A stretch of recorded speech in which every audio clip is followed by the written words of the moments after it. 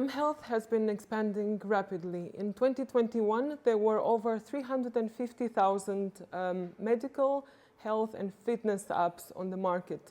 Now I'm wondering how many of you have a health app on your phone? Just raise your hand, as I expected. People want health services that are personalized, convenient, and easy to use. And health apps have been more and more popular worldwide. I'm Madalina, and today I'm going to talk about a specific app called SelfBack. The SelfBack app has been developed as a result of a Horizon 2020 project and looks at supporting self-management in people with low back pain. And it does that by using AI and machine learning to create personalized plans. So the three components of this app are exercise, so personalized exercise, step count, and knowledge about self-management.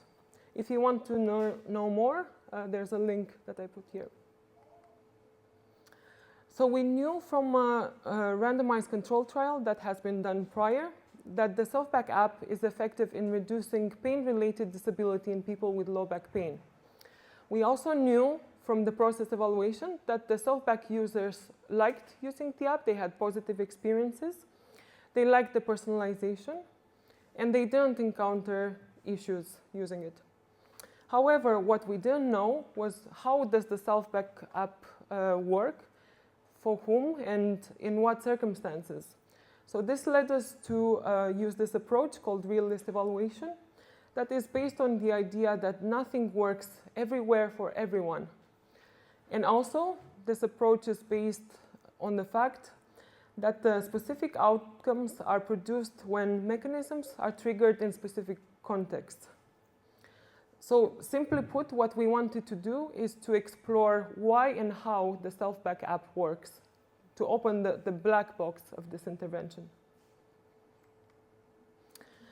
First, we started with developing an initial program theory, and that was based on available clinical evidence, interviews with stakeholders, and we tested this initial program theory through realist interviews with chiropractors and patients who use the SelfBack app.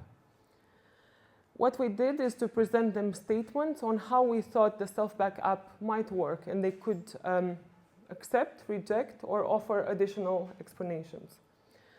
We then analyzed the data by using a realist thematic analysis. It started with familiarizing ourselves with the data. Then we used NVivo to code the data. We developed themes as causal explanations, and then we generated conclusions. One of our most important results concerns mechanisms, and these here are the 6 most important mechanisms. But what is a mechanism within a realist approach?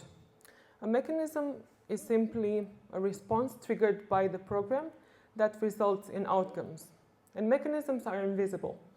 If I open my hand, you can see the ball falling to the ground, but you cannot see the gravity that caused the ball to fall. So mechanisms are similar. Imagine we can observe some participants experiencing changes as a result of being part of a program, but you cannot see what exactly changed within them. I'm going to talk quickly about one of the most important mechanisms that we found, and that is trust. So basically, the chiropractors trusted the SelfBack app, and the trust that the patients had in their chiropractor expanded to the SelfBack app.